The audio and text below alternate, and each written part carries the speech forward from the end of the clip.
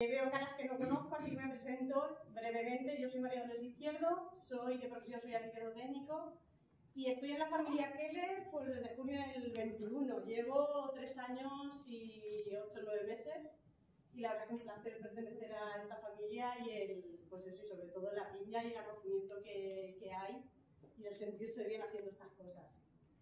Hoy tenemos la charla de las tendencias del sector inmobiliario. Vamos a tratar el tercer trimestre del 2024, el cuarto trimestre del 2024, perdón. Yo voy a llevar la primera parte de la ponencia. Vamos a hablar sobre todo de los números de compraventas, por tipología de vivienda, por superficie de viviendas, de la Comunidad Valenciana y de Valencia ciudad. Pues empezamos con la primera diapositiva. Es el número de compraventas trimestral de la Comunidad Valenciana. Si veis el dato, el número de compraventas ha sido muy estable durante todo el año pasado, pero lo interesante que vais a ver en casi todas las diapositivas está la variación interanual y la variación trimestral. Lo más fiable en cuanto a estadísticas es fijarse en el dato interanual, porque nos da una visión global de todo el año. La variación trimestral en número de compraventas de un 0,3 nos está indicando que ha habido una estabilidad en el mercado con respecto al trimestre anterior. Sin embargo, la variación interanual del 31,6 ahí se dispara, ahí demuestra el buen ritmo que lleva el sector inmobiliario, que el último trimestre del 2024 ha tenido un incremento brutal con respecto al año anterior. Eso sitúa a la Comunidad Valenciana como una de las comunidades con un incremento en este sector muy importante que ha traído otras compraventas. La segunda de las diapositivas es el número de compraventas interanual de la Comunidad Valenciana. El dato relevante son los 103.515 compraventas que se han realizado en total. Llevamos un seguimiento al alza en todos los años, como veis, a ver, la tendencia sigue al alza, no hemos llegado todavía a las mejores rachas históricas, pero veréis que la variación trimestral y la interanual es muy parecida, el 6,8 y el 8,2. El 8,2 es lo que nos dice que vamos mejorando año a año. Si pasamos al siguiente, el número de compraventas por cada 1000 habitantes en la Comunidad Valenciana nos indica que cada 1000 habitantes tenemos una media de 19,31, es que cada 52 personas, cada una compra. Por ejemplo, el trimestre pasado, el del último año, Adrián compró. Entonces es una de 52 que estamos aquí. Este trimestre de Cristina, entonces cumplimos la norma. Ese porcentaje es, pues eso, cada 52, pero es en la Comunidad Valenciana el dato. El número de compraventas interanuales trimestrales, la diferencia entre interanual y trimestral, ahora centrándonos en Valencia como municipio, solo en Valencia, nos está dando valores que llaman mucho la atención. En el interanual seguimos con unas variaciones trimestrales muy similares, de un 6,6 o de un 5,7 en interanual, que es un poquito más bajo el interanual, pero es muy estable. Pero el dato importante viene en la variación interanual trimestral. Ha subido un 24,2 en Valencia. Eso es muchísimo. Si veis cómo se dispara la gráfica, hace prever que vamos a seguir en esa tendencia y la verdad es que en Valencia en concreto ha subido más que en otros municipios. Debido a que ha tenido pues eso, la calificación de Valencia como ciudad una de las mejores para vivir, pues eso hace que la gente quiera comprar aquí, sobre todo la confianza de los compradores al ver que es un mercado muy estable.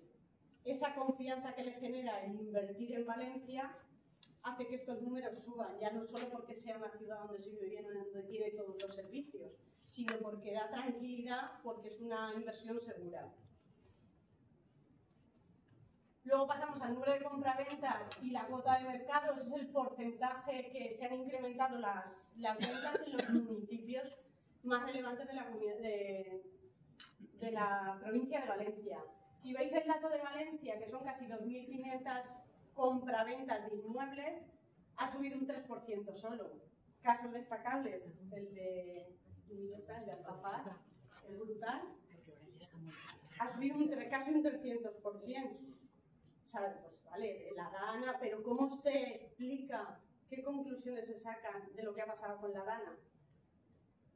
La gente, o por arraigo, porque quiere seguir viviendo en su ciudad, en su pueblo, no ha vendido las casas más afectadas, sino que han comprado casas que no están afectadas o pisos que no están afectados. Se ha gastado todo el stock de viviendas en zonas afectadas, todas las viviendas que estaban a la venta prácticamente se han vendido. No hay stock. Por eso se ha disparado esos porcentajes que son el número de compraventas. Por ejemplo, en Algemesí ha pasado lo mismo. El stock de Algemesí Lo he vendido yo. Acá, lo has vendido tú y ahora te va a ayudar. Ya no me te va a ayudar. Culpable. Pero la gente no está vendiendo como pensábamos. Pensábamos que se iban incluso a incrementar los precios y que se iban a poner a la venta muchas viviendas estropeadas. Y no ha sido así. Hay muy poquitas de las que están vendiendo que son las que están dañadas por la Dana. Se han vendido el stock que había anterior a la Dana. Y poblaciones, bueno, aquí es que no está, por ejemplo, en Paiporta y en Aldaya, los porcentajes de incremento superan algunos 200%, igual que en Alfafar es casi el 300%. Es brutal. También es verdad que la gente tiene miedo a la hora de vender su propiedad porque tienes que dar, no es que te dan una garantía, tampoco sabes si en un mes o 2 meses esas viviendas van a tener muchos más daños estructurales. El miedo de las zonas inundables es una realidad que antes no estaba, entonces la gente tampoco se atreve a vender. La siguiente diapositiva, compraventas, vivienda nueva contra usada. Aquí estamos como más o menos lo mismo de siempre. El 80% de la vivienda de las compraventas que se realizan de inmuebles es vivienda usada. No tenemos stock suficiente como para que suban los números. No hay más terrenos urbanos, habría que recalificar, habría que sacar más terrenos. Supongo que hablarán ahora de los visados y del tema de la obra nueva, pero bueno, es una tendencia muy estable que sí que es verdad que va aumentando un poquito. Aquí en Valencia, por ejemplo, se ha construido mucho en la zona de la Fe Nueva. Pues a ver, todo eso ha hecho que todas esas viviendas se vendan, tiene que subir ese porcentaje, pero en proporción, un 80 contra un 20 no es... va a ser siempre exactamente igual. Y luego estamos la vivienda colectiva contra la vivienda familiar. Lo mismo, partimos de que el 70 y pico, casi 80% también de las viviendas es colectiva, es vivienda en edificio, ya sea en pueblo o en ciudad. Lo más habitual es vivir en un piso, ¿por qué? Pues normalmente está mejor situado, tiene mejores servicios, tiene mejores comunicaciones. ¿Qué inconveniente tiene la unifamiliar? Pues es más costosa, los gastos de mantenimiento, el transporte, que va incrementándose. Pues sí, sabemos que a partir de la pandemia todo esto se cambia un poquito, pero va a seguir exactamente igual, con esa estabilidad. Las compraventas según superficie de vivienda es otro dato que nunca varía dentro de unos límites. Si veis la línea azul de la vivienda nueva, entre los 100 y los 110 es donde se mueve. Siempre ha sido un poquito más grande de tamaño que la usada. La usada, por ejemplo, está siempre entre el 95 y el 105, porque en Valencia estos datos son de toda la Comunidad Valenciana, pero en la mayoría del parque urbanístico que tienen las poblaciones, la de 3 viviendas, en piso de 3 viviendas es lo habitual. Para que sea confortable, pues mínimo unos 90 metros es necesario. Y en vivienda protegida, que es la de VPO, pues con máximo, como sabemos que tiene que ser hasta 90 metros útiles, no tiene más. Son gráficas que siempre siguen la misma tendencia. Las compraventas según superficie y pisos, pues prácticamente se basa en lo mismo. En Valenciano, en la Comunidad Valenciana, en la tipología de vivienda pequeña de menos de 40 metros es prácticamente inusual. No hay grandes edificios de viviendas, esas colmenas que dicen. Aquí en Valencia, por ejemplo, que no habrá más de 20 edificios que tengan pequeños loft de vivienda. Sin embargo, estamos por encima del 60%, rondando el 60%, desde que se tienen datos desde el histórico hasta ahora, que los pisos de más de 80 metros cuadrados son lo que suman las compraventas, lo que mayormente suman las compraventas. Y por último, las compraventas realizadas por extranjeros. Aquí no está el dato de la Comunidad Valenciana, esto es solo Valencia. En Valencia el dato estaba por el 13,9, me parece, en el último trimestre, pero en la Comunidad Valenciana estamos rondando el 30%. Es verdad que Alicante se lleva la mayor parte, pero es verdad que la provincia de Valencia está creciendo. Comparado con los inicios, el histórico que se tiene de extranjeros. En Alicante, por ejemplo, no duplica, pero casi el número de Valencia. Y más o menos esto es lo que yo os quería comentar, porque voy a dar paso a David, que va a seguir con la siguiente, ¿no? Y a mi turno.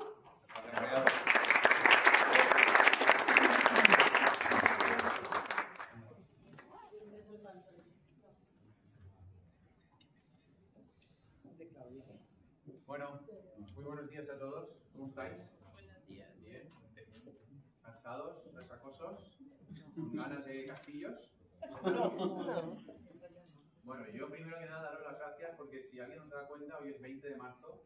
Estar aquí tiene mucho mérito y quiere decir que sois muy profesionales y muy responsables para estar escuchando cifras y tendencias del cuarto trimestre, ¿correcto? Del 2024.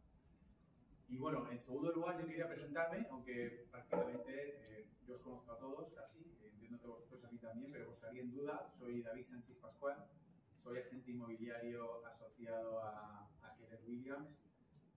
Según el contrato, desde enero del 2021, pero tengo unos años más asociados a Keller Williams. Entonces, bueno, me han asignado, pues como María Dolores y como Ludmila, contaros unas 6, 7, 8 diapositivas más o menos, pero antes quería hacer una reflexión con vosotros, daros unos datos macroeconómicos. Yo tengo la fe muy alta, como sabéis, como hay alguno por aquí también, y bueno, quería explicar, entre comillas, o simplemente comentar qué está pasando, ¿no? Porque cada vez que venimos a hablar de las tendencias en los últimos trimestres, en los últimos años, pues todo sube, todo vale más, todo es más caro, hay menos oferta, etcétera, etcétera, ¿no? ¿Qué está pasando en términos macroeconómicos? Que además estaba comentando antes un poco con Vicente. Hemos perdido una operación hipotecaria. Entonces, yo tengo la sensación, insisto, es como estar viendo la misma película, como me pasa con mi hija, que veo Bayana una y otra vez y ya me la sé de memoria, y ahora Bayana 2 incluso, he ido 2 o 3 veces al cine a verla y ya es todo el rato lo mismo, ¿no? Entonces, simplemente comentaros, se están dando una serie de circunstancias. La primera es que hay un entorno económico favorable, y esto no es un discurso político lo que voy a hacer, tendría otro color, pero simplemente os voy a dar datos reales. En ese entorno socioeconómico favorable, lo que está ocurriendo es que está subiendo el número de habitantes, es un dato objetivo, el PIB está subiendo también, los salarios están subiendo aunque sea un poquito, ¿vale? La tasa de desempleo por lo menos está estable, y una cosa que era muy importante, que es muy importante, que también comentaba con Vicente, el tema de la inflación se mantiene estable. Precisamente Vicente estaba comentando que ya veremos en el futuro, pero hoy por hoy se mantiene estable, ¿no? Que es un poco la duda, ¿no? ¿Cuánto tiempo va a seguir dándose todas estas circunstancias?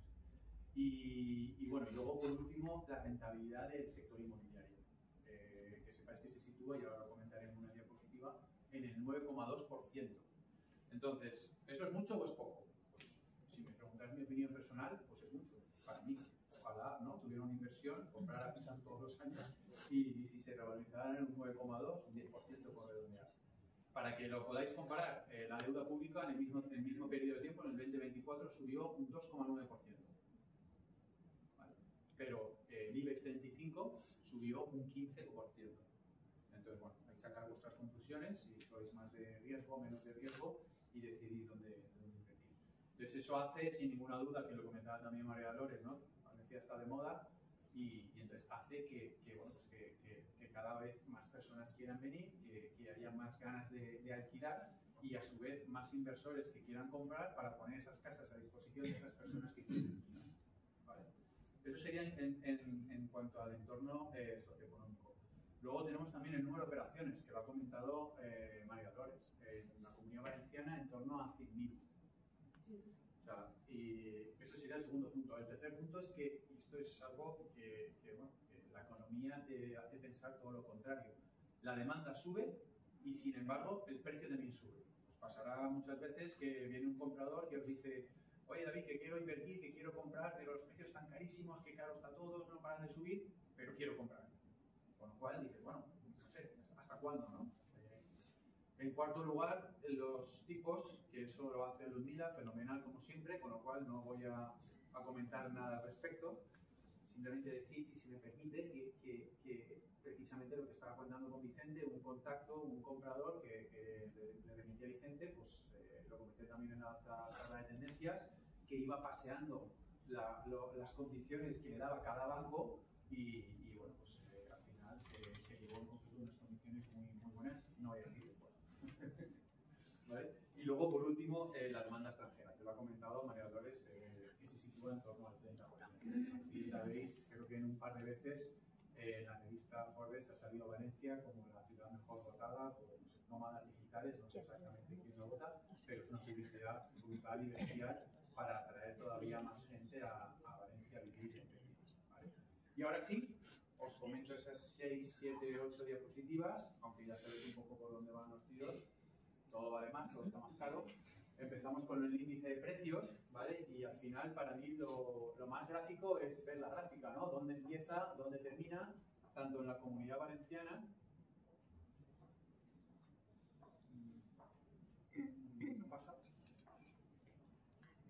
como en la provincia de Valencia, ¿vale? Y aquí sí que fijaros en el precio metro cuadrado, que se sitúa en torno a los 1.600 euros metro cuadrado. Como dice María Dolores, si veis todas las variaciones trimestrales, anuales, insisto, todo posible. ¿De acuerdo? Aquí, en estas dos gráficas, lo mismo. También es muy gráfico no ver en las partes izquierdas siempre de los gráficos cómo está por debajo del 0%, cómo a partir bueno, en mitad tabla más o menos en estos casos, comparando los índices de precio con los precios medios de cuadrados de tasación, y aquí la obra nueva y la obra usada, como al final la tendencia en mitad tabla siempre es creciente, ascendente. ¿De acuerdo? Y aquí una pequeña diapositiva de lo que es el alquiler. Una vez más, fijaros en la gráfica y daros dos datos. Los casi 15 euros de precio de alquiler y una variación interanual del 12,2%. Entonces, antes hablaba de que el sector inmobiliario da una rentabilidad del 9,2%. Eso si compras, o sea, si compraste a principios del año 24, al final tu propiedad inmobiliaria vale un 9,2%. Pero si encima la alquilas, te dan un 12,2%. Es decir, si tenéis un propietario que le habéis alquilado el piso a fecha 1 de enero del 2024, al año siguiente estamos hablando de que el precio de alquiler está un 12,2% por debajo del precio de mercado. Y se supone que tiene derecho a 4 años más. ¿De acuerdo? Entonces, son unas cifras que... Por eso quería comentar un poco todos estos datos macroeconómicos, porque sinceramente, ¿hasta cuándo, no? Aún estamos lejos de los precios, como han explicado y como veremos, de datos y cifras del año previo a la crisis. Pero sinceramente, que en un año el alquiler suba un 12,1%, en Valencia municipio, la Comunidad Valenciana luego ya no son, ahora lo veremos, ya no son tantos datos. Va con retraso. Aquí en la Comunidad Valenciana, la gráfica es, insisto, muy gráfico, pero el precio, por ejemplo, para que tengáis un dato, el precio de la vivienda lo sitúa ahora, esto es Comunidad Valenciana, en 161.000 euros, 161, y si veis más o menos, interpretando más o menos esta parte del gráfico, estamos en torno a los 180, 185.000 euros, con lo cual todavía hay recorrido del precio medio de la vivienda en global. Esta gráfica, bueno, refleja perfectamente lo que ha comentado María Dolores. Estamos hablando de vivienda nueva versus vivienda usada, y fijaos como en la parte izquierda del gráfico, más o menos a ojos, podemos estar hablando de un 50%, pero cuando vamos a la parte derecha del gráfico, que es la actualidad, como estamos hablando de ese 20-80, de esa ley de Pareto que hablaba María Dolores, de vivienda usada frente a la vivienda nueva. Ahora lo comentaré, pero es cierto que es porque no hay más vivienda nueva. ¿De acuerdo? Construir lleva su tiempo, tiene sus problemas, y bueno, luego ya entraríamos en por qué está pasando lo que está pasando en el sector inmobiliario, que esa es otra conversación, y que ahí pues, nos podríamos meter con distintos partes del sector, pero eso ya no sería tendencioso, ¿de acuerdo? Y luego esta gráfica, a mí personalmente me gusta mucho porque creo que es una historia, o sea, refleja, mejor dicho, la historia del sector inmobiliario. Fijaros en la parte izquierda del gráfico, las columnas azules son los visados, las columnas grises son las transacciones, y bueno, y luego el ratio, ¿no?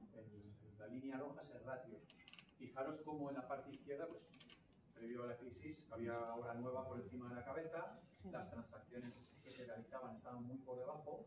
En mitad tabla son las transacciones que superan a los visados de la obra nueva, es decir, se está absorbiendo el exceso de oferta que había con la correspondiente bajada de precio que hubo, año 2010, 2011, 2012, 2013, y cómo a partir del 14-15 empieza a igualarse hasta la actualidad, en la que las dos columnas son iguales, es decir, todo lo que se construye se vende. Se vendería más, por supuesto, pero insisto, para construir se requiere el tiempo que se requiere y hay una serie de problemas, no hay suelo, los ayuntamientos, etcétera, son muy lentos para dar visados, etcétera. ¿Vale? Y por último, los costes de construcción. Para mí lo más importante de esta gráfica, y bueno, insisto, también esto que estábamos comentando antes Vicente y yo, es fijaros en la parte derecha del gráfico, sobre todo a partir del año 22, finales del 22, principios del 23, cómo el gráfico empieza a reflejar una estabilidad. ¿Vale? Esto viene de lo que os comentaba de la estabilidad de la inflación. Teníamos datos confidenciales que empezaba a decir que la inflación ahora pues, no va a ser tan estable, ¿no? Pero ese año, yo creo que fue en julio del 22, si no recuerdo mal, por la guerra de Ucrania, por la crisis energética, hubo una subida de precios muy importante y ahí se disparó la inflación. Tenéis ese pico, esa subida, y ahora fijaros en el gráfico cómo está totalmente estabilizado. ¿De acuerdo? Esto es todo por mi parte. Os agradezco una vez más vuestro tiempo. Os dejo con Elvira, que va a hablar del mercado hipotecario estupendamente, como siempre. Y nada, agradeceros mucho vuestro tiempo.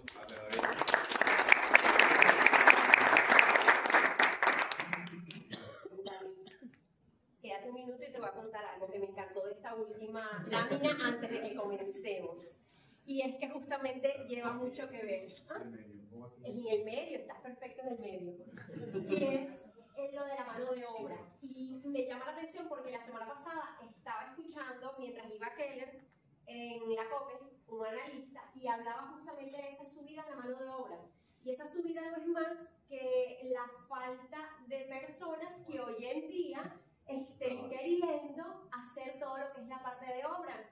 Nos cuesta muchísimo conseguir fontaneros, electricistas, nos cuesta muchísimo conseguir el que quiera crear un bloque, porque es que las formaciones profesionales hoy en día se están yendo más al área de influencer, youtuber, generador de contenido, porque realmente es como más fácil hacer eso, ¿no?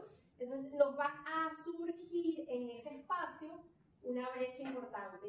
Bueno, pues gracias por la información. Claro que sí. Y justamente basados en eso, quería comenzar haciendo reflexión sobre una frase, y es que el que no recuerda su pasado está totalmente condenado a repetirlo en el futuro. Y eso lo decía Santayana, que era un buen analista, ¿no? Entonces, eso me recuerda que hace 25 años atrás, en una conversación en Venezuela, hablaba con un cubano, y el cubano me decía, yo le contaba lo que estaba sucediendo, y él me decía, esto se parece mucho a lo que sucedió en Cuba. Le decía, no vale, en Venezuela no puede pasar lo que pasa en Cuba, porque Venezuela no es Cuba, Venezuela no es una isla pequeñita que solamente depende de Estados Unidos. Ya pasaron 25 años y la historia habló. No voy a hablar de política porque este no es ni el momento ni el lugar para hacerlo, pero sí voy a tomar algunas tendencias políticas que están haciendo que el sector inmobiliario sea lo que está haciendo hoy. Para los que no me conocen, yo soy Ludmila Reiner, soy agente inmobiliaria en Keller Williams, CPI Gestión, y lo que más me gusta de estar en este momento en lo que son las tendencias inmobiliarias es tener la oportunidad de empaparnos muchísimo sobre el sector y de esa manera poderle dar a nuestros clientes la mejor información y ver en el medio de la crisis la mejor oportunidad. Vamos a hablar de lo que son los tipos de intereses y las hipotecas. ¿Cómo está el mercado con las hipotecas? Ah, sí, como que sí es verdad que está en cámara lenta. Ay, bien, perfecto. ¿Qué hemos tenido? Hemos tenido 45.000 hipotecas en el 2024. Ha aumentado, realmente ha crecido un 4.2 y solamente en la comunidad, en lo que es la parte de provincia, se lleva prácticamente la mitad, unos 22.000 hipotecas gestionadas. Eso, además de eso tenemos...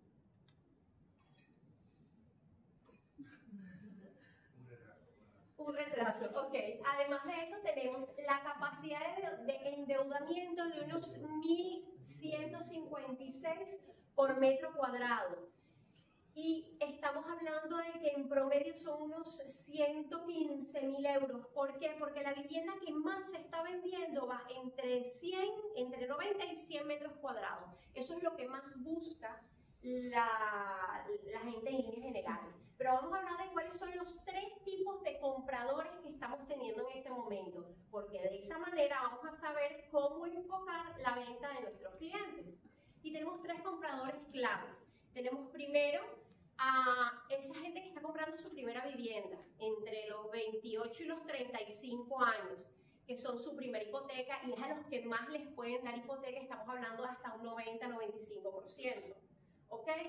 Ese es el que por suerte sigue viviendo con su mamá, con su papá, con su familiar. Yo pongo a los míos en el balcón y les digo, pajaritos a volar, pero no se quieren ir. Con lo cual, ese tipo de chicos son los que pueden tener la capacidad de ahorro, un ahorro que por lo menos si estamos partiendo de un piso de 100.000 euros, que es casi incapaz de conseguirnos uno de esos, pero bueno, si tenemos un piso de 100.000 euros, por lo menos tienen que tener unos 30.000 euros ahorrados. El ahorro viene de no tener que pagar un alquiler, porque si es que tienen que pagar un alquiler, a veces prefieren pagar un alquiler que va a ser mucho más alto que su cuota de hipoteca, porque simplemente no tienen la capacidad para ahorrar. Y el banco está siendo muy, pero muy comedido a la hora de dar hipotecas, porque justamente él sí se acuerda de su pasado y sabe lo que sucedió en la época de la crisis financiera, con lo cual hoy en día mide muy bien el riesgo y la capacidad de endeudamiento no debe pasar del 30% y hoy en día estamos sobre el 28.5%, o sea que está bastante bien. Además de este tipo de comprador, tenemos otro comprador que es el inversor. El inversor tiene una capacidad o tiene una palanca de pedir el mínimo de hipoteca posible y eso hace que pues le sea muy rentable la propiedad. Y tenemos a un tercer rubro que son los extranjeros. Esos extranjeros son los que llegan a la Comunidad Valenciana por toda la publicidad que se ha hecho y están comprando en muchos casos de contado, pero muchos otros surgen los que son estas nuevas financieras que están sacando opciones para los extranjeros. Y tenemos entonces un 80% que todavía maneja la banca de estas hipotecas y tenemos un 20% más o menos que se lleva justamente esas financieras que son más pequeñas pero que dan alternativas al extranjero. O sea, ya más o menos tenemos el panorama de cómo se opta por hipotecas y quiénes son los que optan por esas hipotecas. Sigamos. Después tenemos, bueno, lo que les estaba comentando. La variación, quédense con este número que me interesa mucho, el 3.7. Eso es lo que ha aumentado la posibilidad de hipotecas, la cantidad de hipotecas que estamos teniendo, ¿ok? Y del precio. Y yo de verdad quiero hacerlo. Ok, aquí está. Perfecto. Hablemos un poco, antes de entrar en el tipo, también de lo que fue. Antiguamente teníamos la posibilidad, o lo que fue en la época de la crisis, de tener un Euribor muy bajo y que todo el mundo quisiera coger fijos, las tasas fijas, para tenerlo durante muchísimo tiempo. Después cambiamos totalmente y preferían un variable porque no se sabía. Hoy en día estamos teniendo la oportunidad de poder escoger una hipoteca mixta, donde por lo general las personas están tomando los primeros 5 años de fijo y después variable, porque la tendencia es que el Euribor siga bajando. Y eso es lo que da la posibilidad de que continuemos teniendo más compradores y que el tipo de interés sea más interesante para el comprador. Fíjense que va bajando, pero no está todavía en los niveles altos. Entonces, aquí está. Los tipos de interés fijo continúan estando en alta y el variable, por la tendencia, continúa estando hacia la baja. Eso, como les digo, irá cambiando progresivamente y pasaremos a tener más una tasa mixta, que es lo que más conviene. Pero es lo que decía David, la idea es ir paseándose por todos los bancos para ver quién es el que dé la mejor opción. Y estoy segura que se consiguen opciones excelentes. Esto, aunque parezca una locura esto, y digamos, ¿pero por qué es esto? Los plazos de contratación. Estamos hablando de que las personas se endeudan entre 20 y 30 años. Continúa siendo así. Durante 20 y 30 años estamos en la rueda esa de las ratas que va girando. Y les explico por qué. Sí que hablábamos del PIB que había aumentado en la Comunidad Valenciana, justamente porque toda esa emigración que ha venido de una u otra manera ha hecho que la economía se mueva muchísimo, porque evidentemente si llega una familia nueva, pues tendrá que emprender de alguna manera, tendrá que buscar una vivienda, la mujer tendrá que socializar, así que se meterá en clases de baile, y el niño irá al psicólogo porque está traumatizado, y el padre se irá a jugar pádel, y así sucesivamente hace que el mercado se vaya moviendo. Eso genera economía. Esa economía hace que el dinero fluya. Si a eso, y por eso aumentó casi un 3 y algo el PIB, si a eso le sumamos que también los salarios interprofesionales han subido aproximadamente un 4%, entonces da la sensación de tener más dinero. Pero ese dinero se va, ¿se acuerdan ese 3,4 que les dije que había aumentado? Se van a hipotecarse en pasar 30 años pagando una cuota y creer que somos dueños de algo. Pero está muy bien, hay que hacerlo, forma parte de lo que es la existencia del ser humano, tener una vivienda propia, el sueño de todos. Entonces, lo importante de todo esto es entender que estos son números, como decía David, y que todos están allí. Las cuotas hipotecarias suelen ser aproximadamente un promedio de los 577. Esto creo yo que eso fue el año pasado. Okay. Este año eso ha subido un poco. Le estoy viendo la cara a Cristina porque como ella es del grupo de los 52 que uno solo compró este mes, ella ya sabe que esa cuota es un poco más elevada. Solo. También vamos a decir que ella no compró el promedio de los 100 millones. Eso también, Ok, si tenemos que dar algún tipo de resumen de lo que ha sido este último año, deberíamos decir que lo primero es que el problema no es que haya mucha demanda, el problema es que hay poca oferta. Que esto va a continuar porque la vivienda nueva no surge de la noche a la mañana, ni se están dando las políticas adecuadas para que se acelere el proceso. Y tercero, que en vez de verlo como un problema, deberíamos verlo como la gran oportunidad de que si alguien nos pregunta si es momento de vender o de comprar, hoy es mejor que mañana. Así que muchísimas gracias, y el que quiera tener el resumen completo, por favor escanee el QR y se llevará todas las láminas cortesía del CPI. Buenos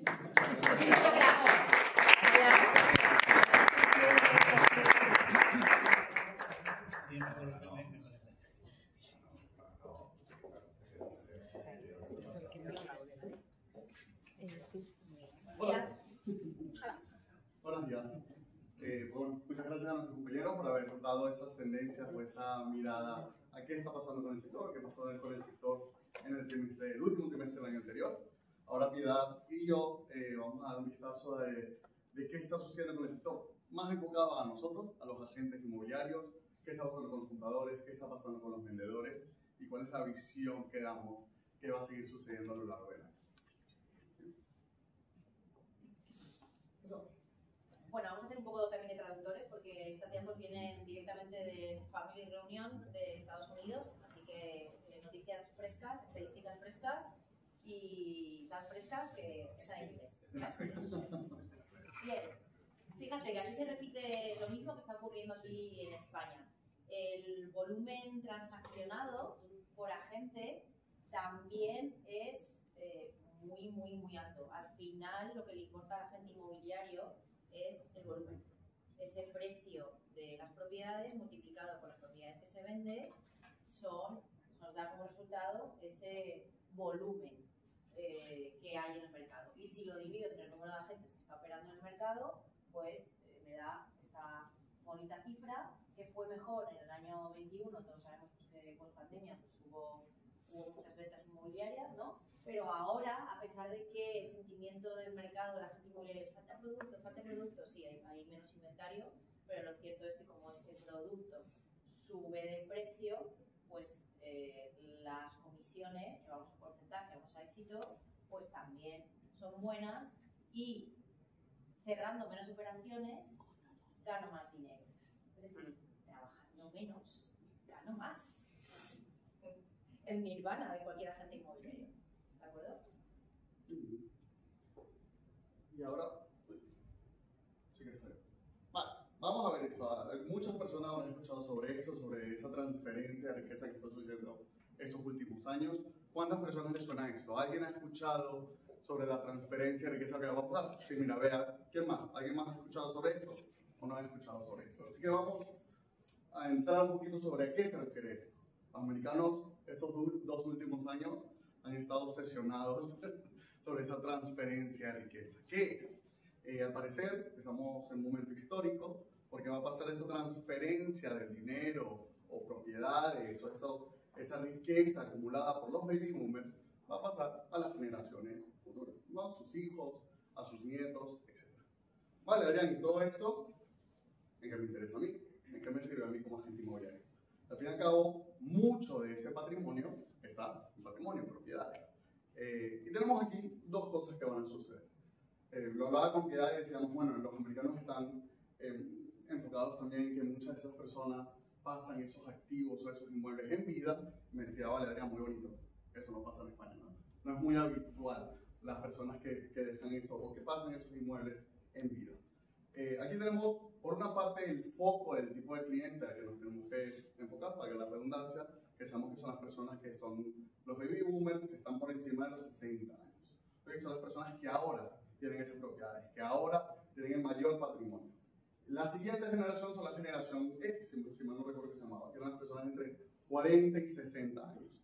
Entonces sabemos que, por una parte, las personas que tienen las propiedades ahora son los baby boomers, pero las personas que las van a pasar a tener en los próximos años son los Gen X, ¿okay? Que son esas personas entre 40 y 60 años. ¿Okay?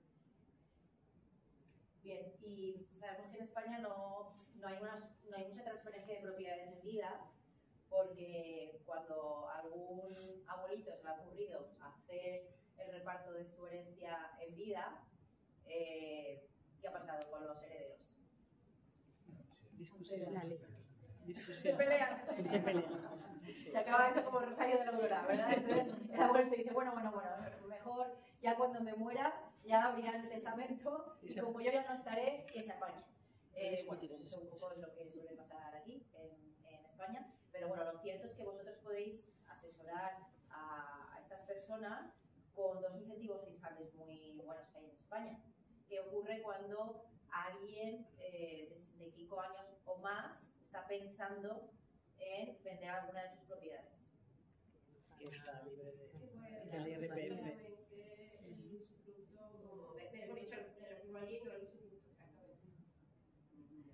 ¿Cómo? Que no tiene que tributar. Vale, si vende su vivienda habitual, ¿qué pasa? Que no tributa. No tributa, está libre de impuestos, ¿vale? Si vende su vivienda habitual, tiene 65 años o más, no va a pagar impuestos por plusvalía, por ese beneficio obtenido en la renta. Entonces, si tienes a alguien con 63 años, 64, pues que se espere un año, ¿no? O empecéis la venta, pero se escritura cuando ya tenga 65 años. Si lo que quiere vender es una segunda, una tercera o una cuarta residencia, me da igual. O un local, o una oficina, me da lo mismo, ¿vale? ¿Qué otro incentivo fiscal existe? La renta vitalicia. Una renta vitalicia, ¿vale? Cualquier persona que venda un inmueble que no sea su vivienda habitual y tenga un beneficio, hasta 240.000 euros de beneficio obtenido los puede destinar a una renta vitalicia y tampoco tributaría. ¿Vale? Entonces, eso es algo que a la hora de vosotros como agentes inmobiliarios dirigiros a las personas de esa edad, o si hacéis alguna publicidad online con ese target de personas, pues es algo que realmente es bastante, muy beneficioso para este ámbito de población. La verdad que dice eso me recuerda, todos habremos escuchado este tipo de noticias de que los abuelitos vendieron sus propiedades y se fueron a vivir en un crucero porque les salía mucho más barato. En los gráficos sale que hay un 18% de estas personas, estos baby boomers, que están decidiendo disfrutar ese patrimonio. Tal vez no transferirlo, sino disfrutarlo. Y para disfrutarlo, si lo tienen en activos inmuebles, lo necesitan vender. Y lo cierto también es que a estos propietarios podéis asesorar en el sentido de que si venden estas propiedades, luego van a tener esa liquidez para vivir el resto de su vida y su jubilación, y a la hora de repartir la herencia a sus herederos es mucho más fácil repartir millones o miles de euros en una cuenta bancaria que no repartir X propiedades entre 3 hijos, 4, 5 o los que tengan. Porque cuando esa persona fallece, a no ser que haya hecho un testamento, que haya hecho diferentes paquetes de viviendas o de activos para respetar las legítimas de cada hijo, pues lo cierto es que todo lo que va a tener esa persona cuando fallece, los 3 hijos lo van a heredar por terceras partes. Y eso pues es bastante engorroso para que luego los herederos se pongan de acuerdo. Lo habéis sufrido vosotros como agentes inmobiliarios, ¿no? Pertillo de 3. Y una hermana está en Palma de Mallorca y está loca. Y es el perro del hortelano, que ni vende ni deja vender, ¿no? Entonces, esas situaciones se producen y a la hora de tener un propietario delante, contarles esas historias, decirles, oye, es mucho mejor, más fácil, repartir millones o miles de euros en una cuenta bancaria entre los herederos que repartir varios inmuebles que van a heredar partes en divisas, y eso muchas veces acaba en juzgado, en una disolución de proindiviso, y son unos rollos que te mueres. Bien, aquí tenéis una diapositiva que muestra a lo largo de los años el aumento de la riqueza. Aquí en esta columna tenéis el número de, la población de ricos, de súper ricos, en millones, cómo ha aumentado de 8 millones de personas súper ricas en el 2008 a 22 millones en el 2023. O sea, hay muchísimos más ricos, ¿de acuerdo? Eso a nivel de población global, en todo el mundo. En esta columna nos muestra también cómo ha aumentado de forma brutal de 2 millones a 7 en Norteamérica el número de ricos. Y aquí tenemos cómo esa riqueza, ya en cifras de dólares, de millones de dólares, bueno, aquí está habla de trillones, cómo ha aumentado también exponencialmente. Bien, y esto a mí como agente inmobiliario, ¿en qué me afecta? Bueno, pues tenemos una certificación magnífica que escribe William Luxury. Aquí tenemos a Enrique de Álzaga, por ejemplo, que está certificado en este tipo de propiedades. Hay mercado, ya lo creo que hay, y cada vez más. Y cada vez Valencia está en el ojo del huracán y en el punto de mira, como han dicho nuestros compañeros, de extranjeros. Antes éramos la grandísima desconocida, ¿verdad? Cuando preguntabas a un extranjero que venía a visitarnos, que si conocía algo de España, se decía, yes, Madrid, Barcelona, pero Valencia no se sabía ni se sabía pronunciar tampoco.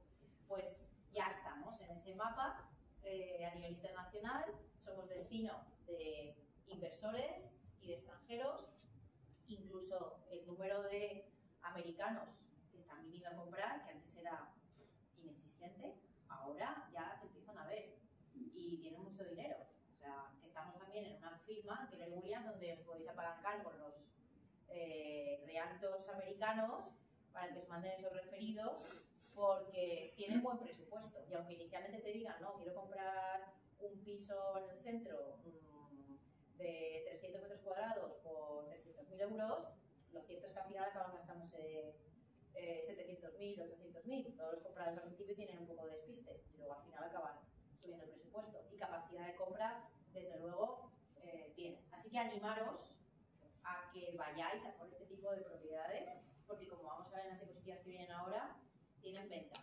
Y tienen venta relativamente rápida, no lenta. Y aquí también va a haber un cambio, que creo que es un cambio de mentalidad que vamos a tener que tener aquí en España, sobre el tipo de comprador de lujo. No ha pasado todavía que en Malaysia, está empezando a pasar, pero en ciudades como Barcelona o Madrid sí que ha pasado.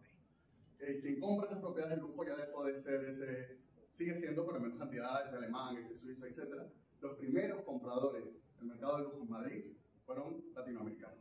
¿Okay? Muchísima inmigración latinoamericana, por inestabilidad en esos países, en nuestros países, etc. Están veniendo a la Nueva Miami. Yo le llamo la Nueva Miami porque es la Nueva Miami. Antes todo el mundo se iba a Miami, ahora todo el mundo se viene a Madrid. Entonces, ese comprador latinoamericano que viene a Madrid, que viene a España, que viene a Barcelona, que viene a Valencia, viene con mucho poder adquisitivo. Y quieren igualar ese estilo de vida que tenían en su país y por eso van a ese enfoque, a esas propiedades de lujo. Entonces, hay que hacer un cambio también en esas estrategias, como dice Piedad, porque tal vez en los países más nórdicos o los países hacia Asia no hay tanta presencia de Keller Williams, pero en América o en Latinoamérica sí que lo hay. Entonces, en muchos países donde ya hay oficinas de Keller Williams y podemos contactar con agentes que ya tienen contacto, para la redundancia, con este tipo de clientes y decirle, oye, que yo quiero ser ese agente inmobiliario que le refiera a clientes si tu cliente está pensando en migrar.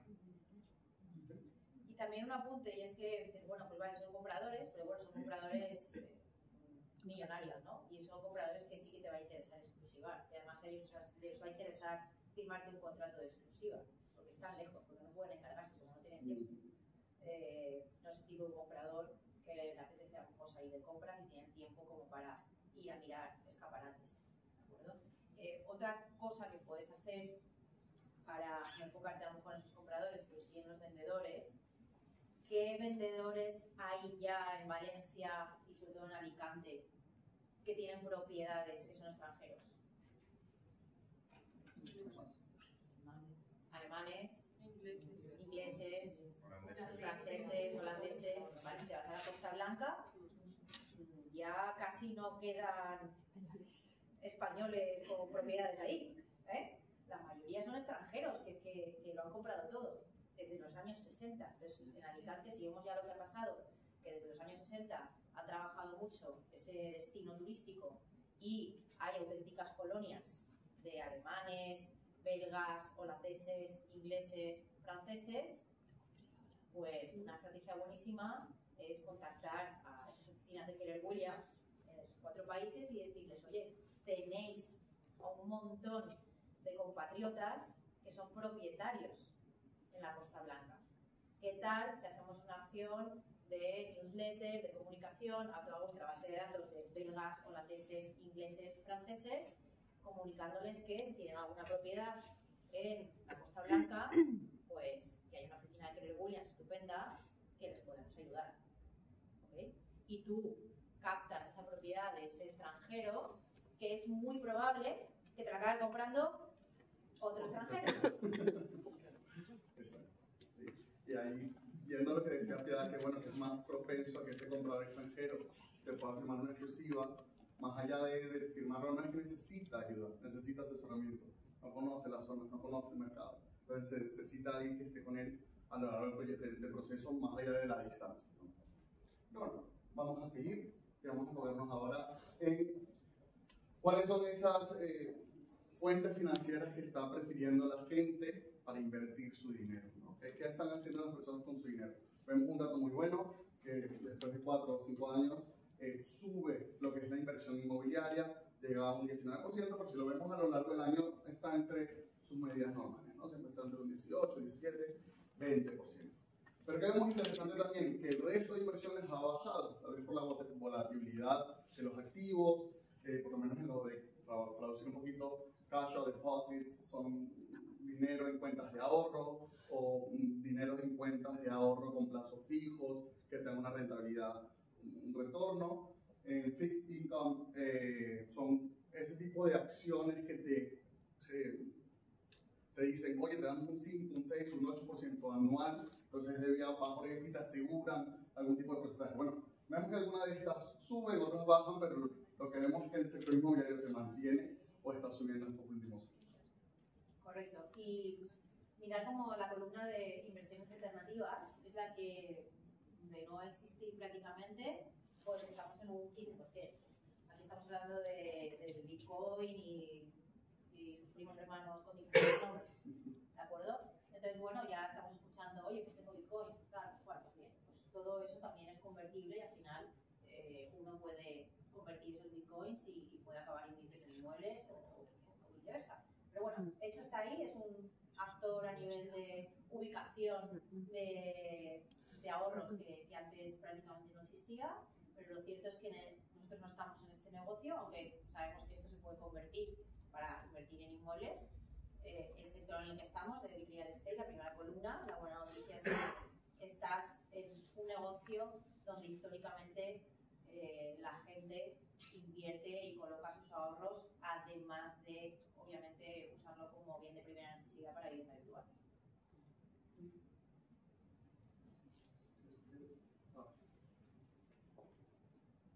Y aquí en esta diapositiva vemos lo que os comentaba antes. A veces la gente inmobiliaria piensa, propiedad de lujo, qué difícil, cuánto tiempo tarda en venderse, voy a necesitar como mucho riñón o mucho tiempo hasta que esto se materialice. Pues no tanto. ¿Cuántos días de media está una propiedad de lujo en el mercado versus una propiedad que no es de lujo? En la columna verde tenéis una propiedad que no es de lujo. ¿Cuántos días está en el mercado de media? 57. Y en la columna azul tenéis el número de días que está en el mercado de una propiedad de lujo. ¿Cuántos días? 61. ¿Sí? Veis la media a lo largo de los últimos años. Entonces, no es cierto que voy a necesitar como un año para vender una propiedad de lujo. Si necesitas como un año para vender una propiedad de lujo, adivina qué. ¡La cámara! De eso vamos a hablar en la siguiente diapositiva. Ok, ¿y de qué ayuda? ¿De qué ayuda, de cierta forma? Me dice, no hay mal porque no venga, ¿no? ¿De qué ayuda o qué nos ayuda a nosotros estos días en el mercado? ¿Qué ayuda un poco esos días en el mercado? Obviamente nos ayuda o se refleja directamente las bajadas de precio de esas propiedades. Han subido las bajadas de precio, los días en el mercado se han alargado, puede ser como una estrategia para decir ese propietario que tiene su propiedad para el precio de mercado, oye, es que nos está vendiendo porque estamos fuera de precio. Claro. Mirad aquí estas columnas, volvemos a la columna verde, son propiedades que no son de lujo, que han sufrido por lo menos una bajada de precio, o más. ¿Vale? Y en la columna azul, las propiedades de lujo, que por lo menos han sufrido una bajada de precio, o más. Entonces, este mantra de los ricos nunca lloran, no es cierto. Las propiedades de lujo también hay que rebajarlas. Sí que es verdad que, bueno, que en los últimos años parece que hay que rebajarlas menos, quizás es porque cada vez hay más ricos, cada vez tienen más compradores. Porque si os fijáis en esos años, en el 23, sí que estaban igualados el número de bajadas de precio entre propiedades de lujo y no lujo. Aunque eran menos rebajas, ahora hay muchas más rebajas, pero bueno, las propiedades de lujo se rebajan quizás menos, pero también se rebajan. Entonces, estas dos diapositivas las podéis incluso utilizar para cuando tenéis reuniones de bajadas de precio con los propietarios, de decirles, oye, mira, si tu propiedad está más de 87 días en el mercado, que es de lujo, ya estamos pasados de tiempo, ¿no? Ya eso significa que estamos pasados de precio. Y si te acompañas esta diapositiva, pues también le demuestras, oye, que que es normal que haya un ajuste de precio o más en las propiedades de lujo y también en las de no lujo. También se puede ver que podríamos decir que es un mercado un poco más estable, ¿no? Quizás no hay mucha variación tal vez en los precios, porque miren que las bajadas de los últimos años se han mantenido prácticamente similares.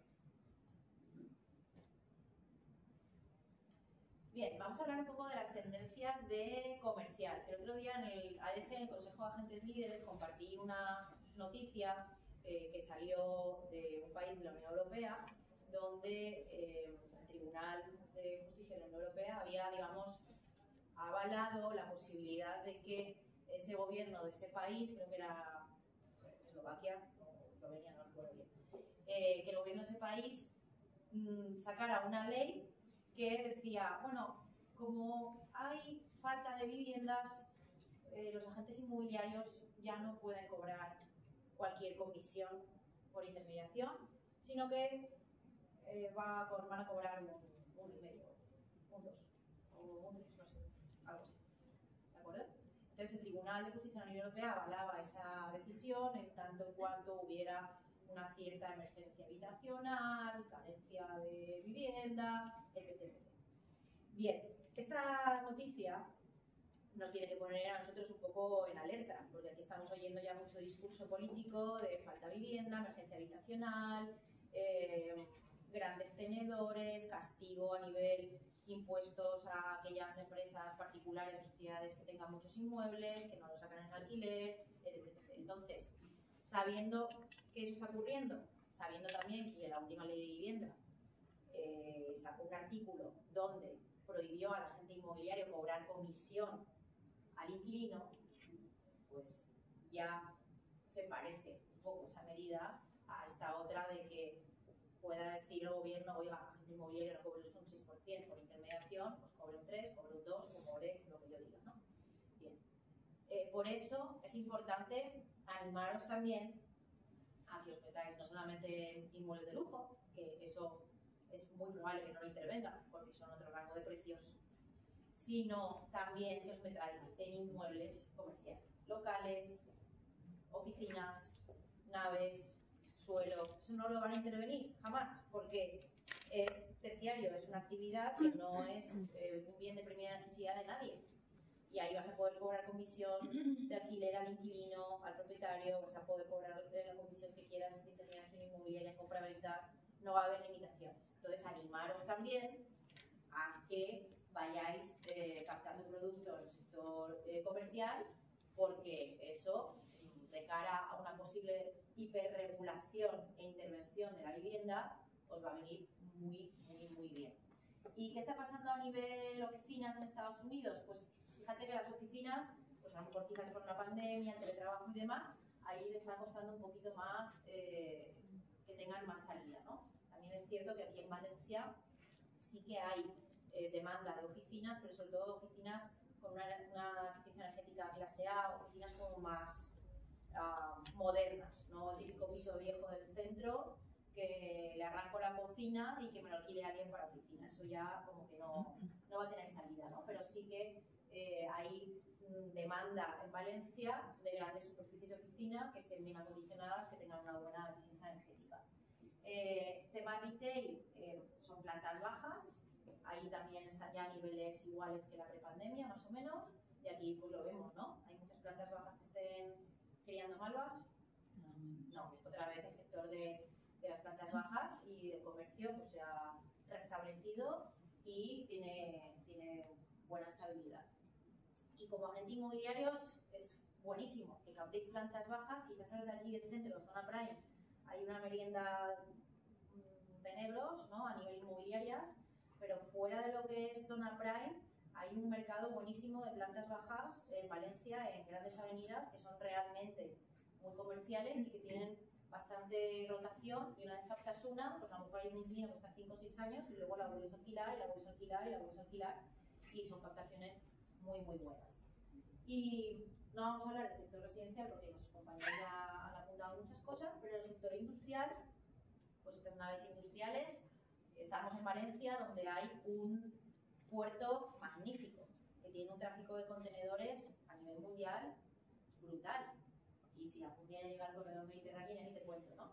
Pero lo cierto es que a nivel logístico y a nivel de naves, pues también ahí tenéis una oportunidad magnífica para captar este tipo de producto, que aquí en Valencia desde luego tiene muchísima demanda y tiene muchísima salida. Y lo bueno de los propietarios que se metan o que les conviene meterse en este sector de inversión es que luego a la hora de alquilárselo no vais a tener los inconvenientes que están teniendo las viviendas con el tema de los inquilinos vulnerables, de los impagos, de las leyes antidesahucios, etcétera, que voy a hablar más adelante sobre ello. Aquí no tenemos estos inconvenientes.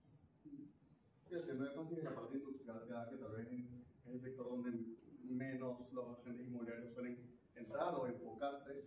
Si vemos aquí la diapositiva, van a ver que en Estados Unidos lo que está pasando es que se está ralentizando un poquito, pero aquí pasa totalmente lo contrario. Si ven en internet o buscan en diferentes páginas, hablan sobre un 50% de incremento de años anteriores a este.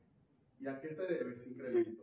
En la parte industrial, sobre todo, porque es la necesidad de que muchos comercios electrónicos digitales, que tal vez no necesitan del resto de cosas, sí necesitan de almacenamiento. Entonces se necesitan sitios con grandes extensiones de terreno para poder almacenar esos productos que al final van a ser enviados. Teniendo el puerto aquí, que pueden venir exportaciones en cualquier parte del mundo, pues esta industria está creciendo en lo que es la Comunidad Valenciana. Y aquí lo que nos cuenta son noticias sobre el sector. Aquí habla de algunas de Estados Unidos que no tienen mucha relevancia con nosotros, pero otras que sí. En primera parte, Matterport, sabemos que Matterport es una herramienta que se suele utilizar también aquí en España, que es esa herramienta de escáner de las viviendas para hacer esos recorridos virtuales, se ha asociado o ha actualizado para que esos escáneres sean mejor. Pero luego de las otras noticias habla un poco de Zillow, que para que entendamos un poquito, Zillow es como el idealista de Estados Unidos. Entonces lo que dice es que Zillow ha hecho una actualización para que los compradores puedan ver datos como riesgo de clima, como pueden ser riesgo de inundaciones, como pueden ser otros datos interesantes que podemos ver que vaya adquiriendo Idealista en estos próximos años aquí, sobre todo por las circunstancias que han sucedido. Y la otra noticia que también nos es interesante a nosotros es que están integrando la inteligencia artificial, cada vez lo vemos más en todos estos tipos de programas. Pero ahora a más de mercado local, por lo menos hablando de Idealista, cosas que nos interesan a nosotros, han empezado un nuevo programa en el que los vendedores pueden solicitar información a través de Idealista. Y les sale una lista de ciertas inmobiliarias que les pueda ayudar con la venta de su casa. Entonces está limitado el número de inmobiliarias que pueden aparecer allí, si mal no recuerdo son 7 u 8 inmobiliarias, el máximo que puede hacer para aparecer allí hay que le envía la información Idealista. Nosotros salimos como una de esas inmobiliarias en las que si el propietario pide información, nos llega su contacto al luego intentar captar. ¿Okay? Otra cosa interesante que ha sucedido en este tiempo, que no sé si han enterado, si vieron el correo, pero Keller Williams vendió un porcentaje de la empresa. ¿Okay? Hasta ahora Keller Williams era la empresa inmobiliaria o la franquicia inmobiliaria mundial que tenía un solo dueño, que era unos únicos dueños, que no era a nivel público, que no se vendían esas acciones ni nada por el estilo. Hace un par de meses se vendieron una parte de esas acciones a un fondo de inversión de tecnología. ¿Correcto, verdad? Sí. Correcto. Entonces, ¿para qué se hace esto? ¿A razón de qué? Prácticamente lo dijo la última noticia. Es decir, no podemos dejar que la tecnología nos supere, sino que tenemos que adaptarnos y que nos ayude obviamente a llegar a las ventas. Más bien, diapositivas que vienen luego, vamos a ver cómo el agente inmobiliario ha sido ese factor que se ha mantenido durante el tiempo, a pesar de que hayan venido nuevas tecnologías. ¿Okay? Y otra noticia muy interesante y muy relevante para nosotros, esto lo tenemos en primicia, lo van a inaugurar en el Family Reunion, en el congreso que tenemos, pero es que ya llega aquí a España el Keller Williams Financials. Keller Williams Financials, ¿qué es? Es la financiera de Keller Williams. Entonces vamos a tener una propia financiera a donde los compradores van a poder solicitar información. O de nosotros podemos dar de alta a nuestros compradores si necesitan el tipo de hipoteca. ¿Okay? Bien, y Keller Williams Finance va a ser una noticia que van a lanzar en el Family Reunion de Marbella, los que vayáis allí a escucharlo, pero ya os adelantamos que será una herramienta fantástica donde tú con tu usuario y contraseña te metas en la página web de Keller Williams Finance y puedas poner esos datos de esa persona que necesita hipoteca y obviamente con su consentimiento, y luego ya pues un equipo de comerciales y de telefonistas pues persiguen a ese contacto hasta la muerte o hasta que les firme una hipoteca, básicamente. Entonces tú no tienes que hacer una labor comercial para ofrecerle hipotecas, sino simplemente al final tú eres el proveedor de esos contactos para que las personas que se dedican a buscar financiación pues hagan su trabajo.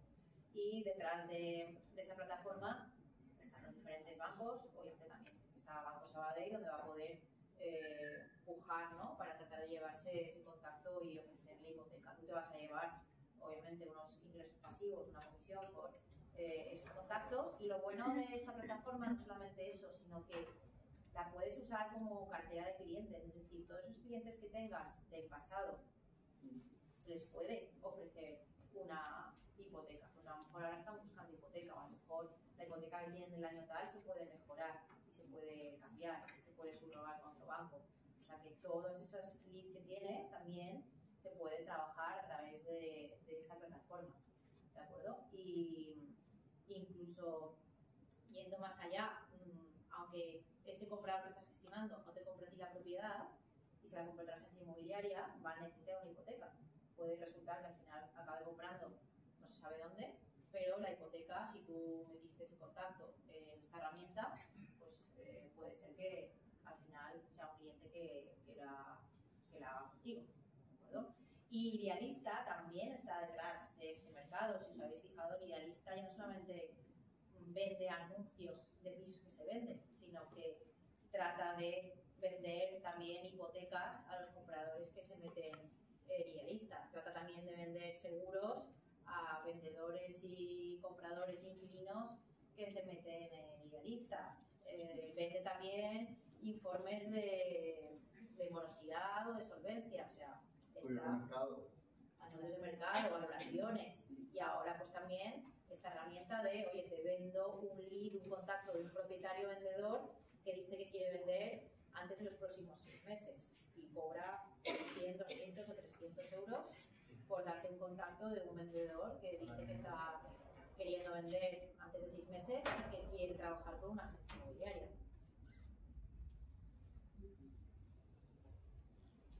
Vale, aquí vemos las razones principales por las que un comprador acaba comprando una casa.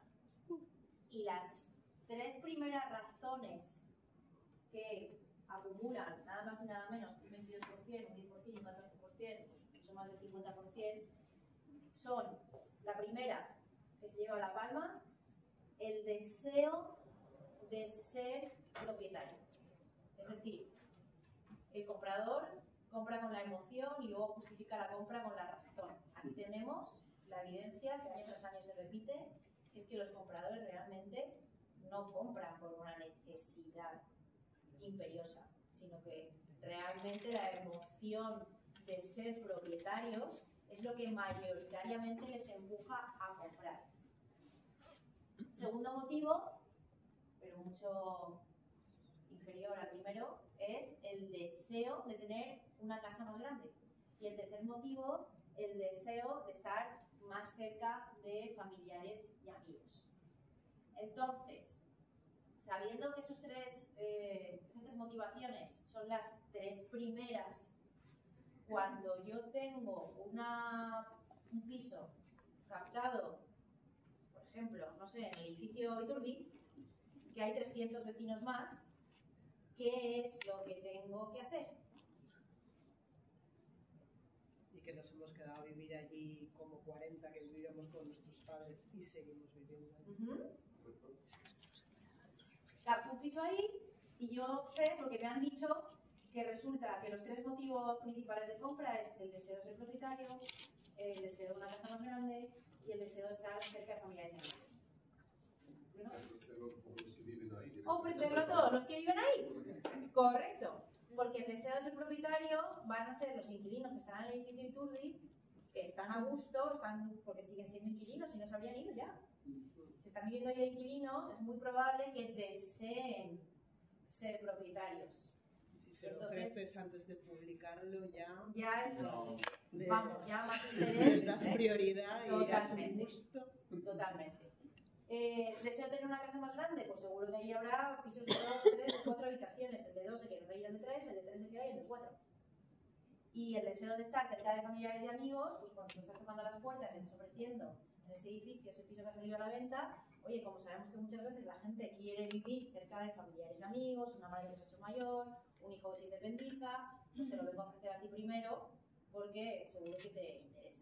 Y son los propios vecinos los que te van a proveer principalmente de ese comprador. Pero además, adivina qué, que cuando tocas esas puertas y avisas a los vecinos, ¿esos vecinos qué son? Propietarios, vendedores, que pueden vender ese piso o cualquier otro inmueble que tengan. Luego también es muy bueno darse a conocer a todo el vecindario a través de esta acción para captar más producto. Y si ya eres una open house ya, pues estupendo. Okay. Y estas son las fuentes de información que han utilizado los compradores para llegar a esa propiedad. Digamos que las tres primeras son inmobiliarios, la segunda es móvil, tablets, dispositivos electrónicos, y la tercera son open houses. Entonces aquí nos da también una claridad de cómo llegan los compradores a esas viviendas. Sabemos que en un 86% es a través de un agente inmobiliario, pero a veces no llegan directamente por el portal, que cuando dice agente inmobiliario sea por el portal directo de Idealista, por tu caso, Piso.com, sino por otras acciones. Entonces, pues aquí podemos ver claramente cuáles son esas acciones que me generan más retorno a mí como agente inmobiliario. En Estados Unidos sabemos que es un open house, un vídeo de la propiedad, un cartel. El yard sign es un cartel que sabemos, bueno, que estamos en el sector, sabemos que a través del cartel no solo entran compradores, sino que a veces también nos pueden entrar leads de vendedores.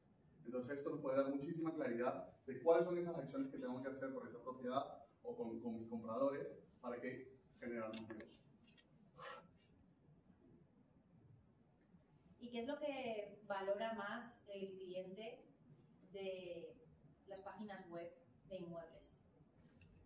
Pues aquí nos descubre también, año tras año, que lo que más valoran no es un vídeo con vuelo de dron, sino es la información detallada de la propiedad.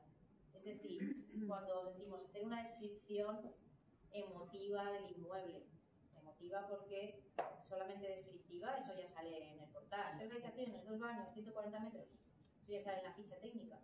Tienes que ir más allá y hacer una descripción emotiva que ChatGPT te puede ayudar, ¿de acuerdo? Lo cierto es que eso es lo que más valoran de las páginas inmobiliarias, esa descripción detallada, más allá de los detalles técnicos o de la ficha técnica del inmueble. Y en segundo lugar, las fotos de la propiedad. Y en tercer lugar, lo que más valoran, el plano.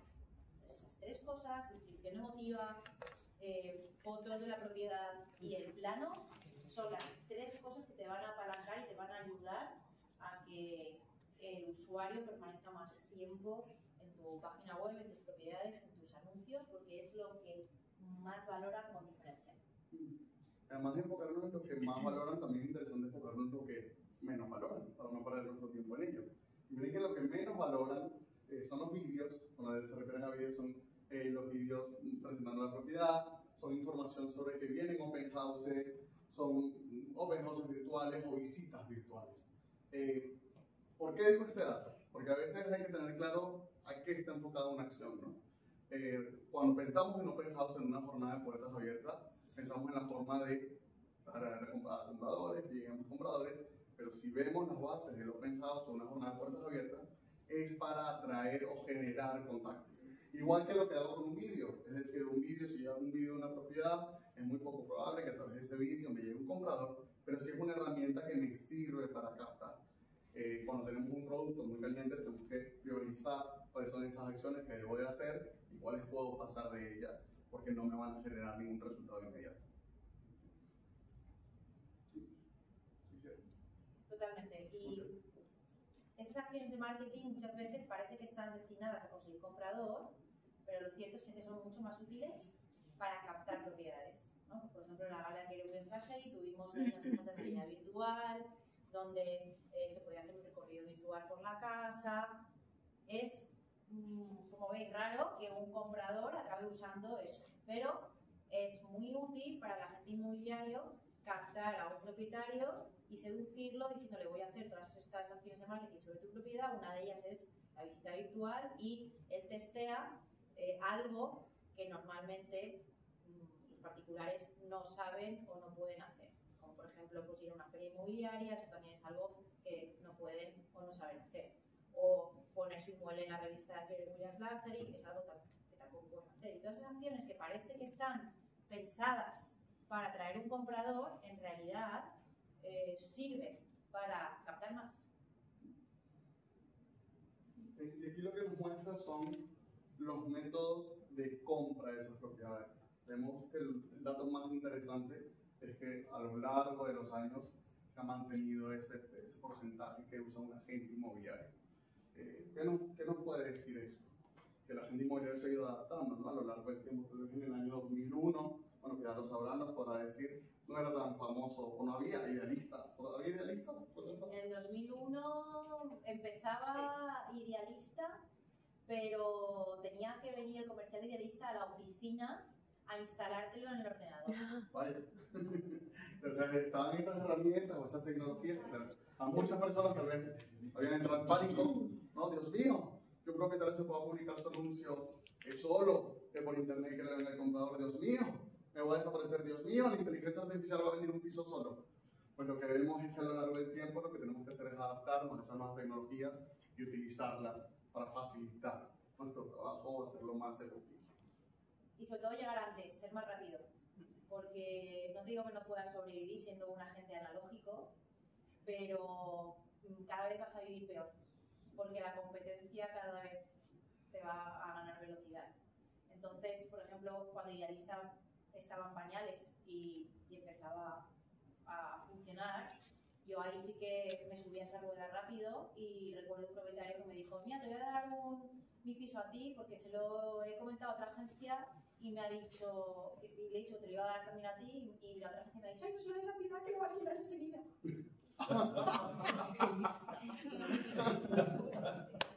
¿Por qué me iba a alquilar enseguida? Porque en ese era otro mercado, donde no había inquilinos españoles, todo el mundo compraba. Y entonces el inquilino español era un sujeto sospechoso de no pagarte y el extranjero expatriado era el inquilino que más deseable. Yo lo tenía y la forma de localizarlo obviamente era por internet, porque el señor estaba en otro país, ¿no? Entonces, claro, efectivamente pues lo conseguía muy rápido gracias a internet.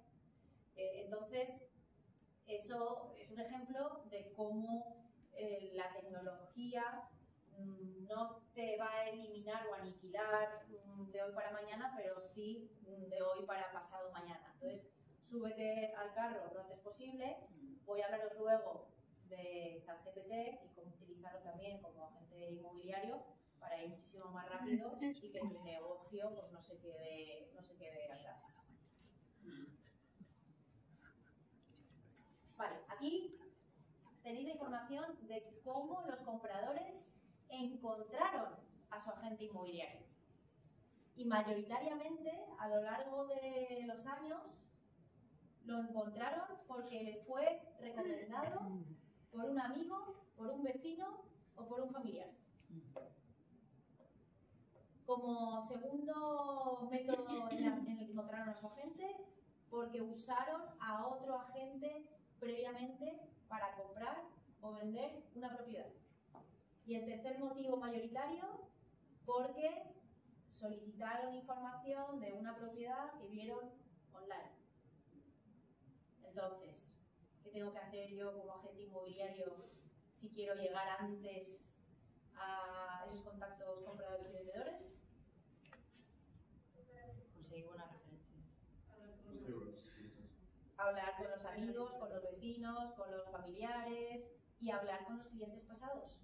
Trabajar tu círculo de influencia, tu base de datos, tus redes sociales, mandarles mensajes, invitarlos a eventos, invitarlos a galas, invitarlos a networkings, a cócteles. ¿Por qué en Keller Williams hacemos tantos eventos?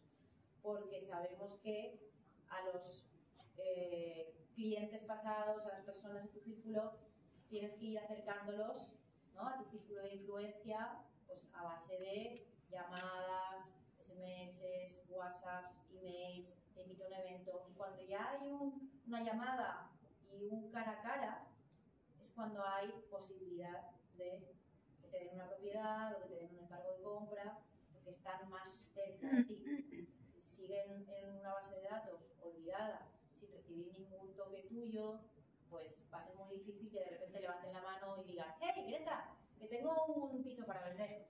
No funciona así. Tú tienes que estar en contacto. El negocio inmobiliario es un deporte de contacto. Y hablando de ese contacto, que te hablo repetido en varias ocasiones ya, de llegar primero, es gracioso porque Ludmila y David hablaban de cómo el comprador hacía ese tour por los bancos para ver qué condiciones le daba el banco y se reunía con 10, con 5 bancos para ver cuál era mejor. Resulta que al parecer eso no pasa con los agentes inmobiliarios. No es normal que el comprador haga un tour de agencias inmobiliarias para decidir con quién va a comprar, ¿no? Entonces, aquí este dato lo que nos dice es cuántas reuniones o cuántas opciones ha visto el comprador para firmar. Para firmar o para cerrar esa propiedad. Entonces, o cuántas visitas ha hecho en esa propiedad. Entonces, en un 75% nos dice que cierran en la primera visita. ¿Okay? En un 75% cierran en la primera visita. Aquí estamos hablando de Estados Unidos, donde muchos agentes luchan por que el comprador les firme un contrato de exclusiva. ¿Vale? Entonces, el comprador le firma un contrato de exclusiva y va a comprar contigo, aunque la propiedad sea de otro agente inmobiliario. Aquí en España muchas veces ni se le ofrece al comprador esa opción. Pero fíjate, ahí también hay muchos agentes inmobiliarios que pasan del comprador y no le ofrecen la exclusiva de comprador. Pero sí que es cierto que hay más cultura de ofrecerlo. Aquellos que lo ofrecen, resulta, y aquellos compradores que firman una exclusiva de comprador, resulta que solamente el 75% de ellos se entrevistó con un agente inmobiliario. No fue a 5 agencias inmobiliarias: a ver tú qué servicios ofreces para que te encargue la compra de mi casa, y a ver tú, y a ver tú, y a ver tú qué porcentaje me cobras. No, así como son muy casquivanos comparando porcentajes de bancos, de intereses, con el agente inmobiliario no va así. No va a ver quién es el más barato, va a ver quién es el que mejor le va a representar. Y encima resulta que si llegas tú primero a ese lead, speed to the lead, llega tú primero, porque aquel comprador que está dispuesto a firmar una exclusiva de comprador, en un 75% de los casos, solamente se va a entrevistar con un agente inmobiliario, no va a comparar el tiempo. Aquí tenemos la casa como inversión financiera. Es decir, aquí han preguntado al consumidor: oye, ¿cómo ves el sector inmobiliario a nivel de inversión financiera? Y resulta que un 80% opina que es una inversión fantástica. Y preguntan: oye, ¿y la inversión inmobiliaria es mejor que invertir en la bolsa? Y resulta que un 49% opina que es mejor y un 35% dice que más o menos igual. Es decir, estáis en un negocio donde la mayoría de la población considera que es una magnífica inversión.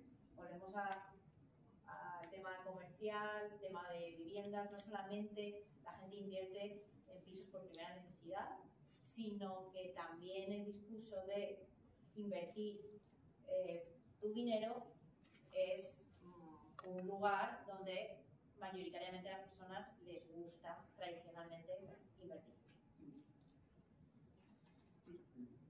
Y a diferencia de lo que vimos anteriormente, aquí nos enfocamos ya en los vendedores. Estamos en la parte de los vendedores. Cómo los vendedores encontraron a su agente. Se repite un poco, ¿no?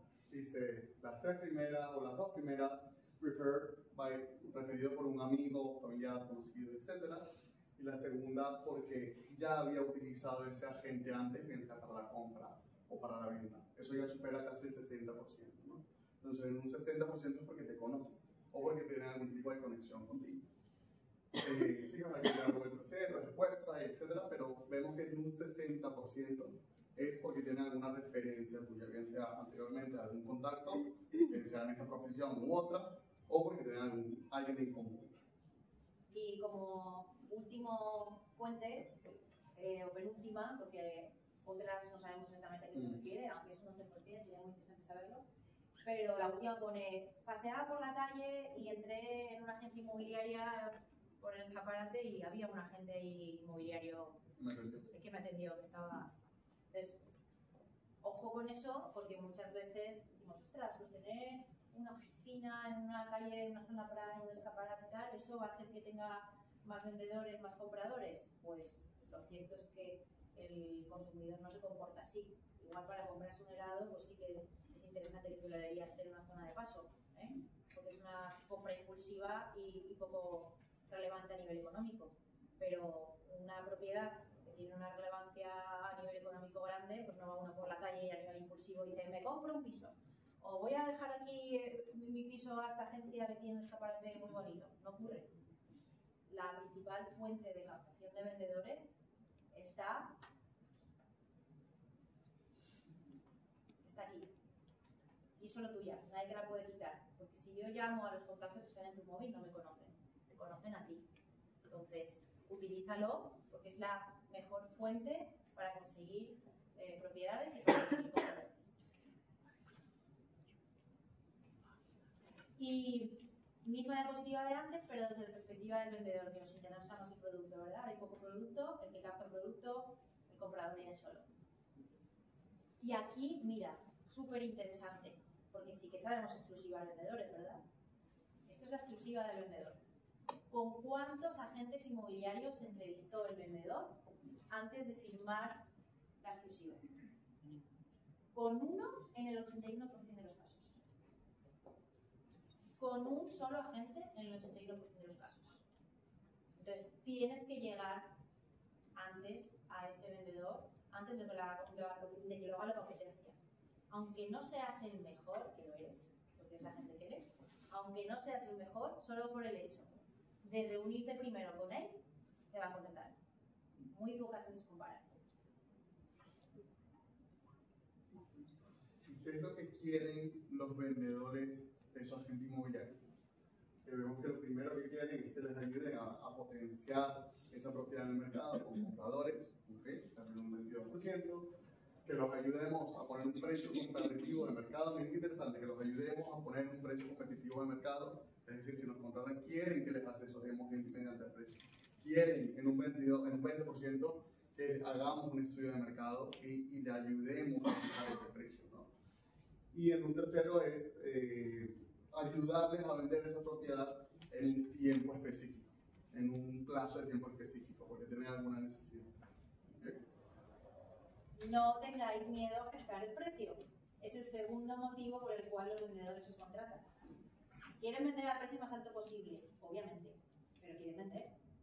Ahí estás tú para mostrarles y demostrarles a qué precio van a vender bien, pero van a vender. Bien, otra vez desde la perspectiva del vendedor, ¿en qué porcentaje, aquí le pregunto al vendedor, oye, vendedor, ¿en qué porcentaje o con qué probabilidad recomendarías a tu agente inmobiliario o repetirías con él? En un 87% de los casos, repetiría o te recomendaría. Entonces, ¿qué tengo que hacer con los clientes pasados? Darle toques, Cuidar los toques, llamadas, WhatsApp, invitaciones, eventos, networking, obsequios, redes sociales. ¿Ok? Es vuestra principal fuente de contactos. Y además hemos dicho que Idealista te vende un contacto vendedor por 300 euros. ¿Y esto cuánto cuesta? Gratis. 0 euros. Gratis. Está en vuestro teléfono móvil. Es una mina de oro. Explotarla. Okay. ¿Y qué métodos se utilizaron para vender una propiedad. En un 90% este año fue vendida por un agente inmobiliario, un broker. Así que en un 90% las personas que están queriendo vender su propiedad necesitan o quieren un asesoramiento de un agente inmobiliario. ¿Okay? Entonces, hay que llegar, llamar, contactar a esas personas.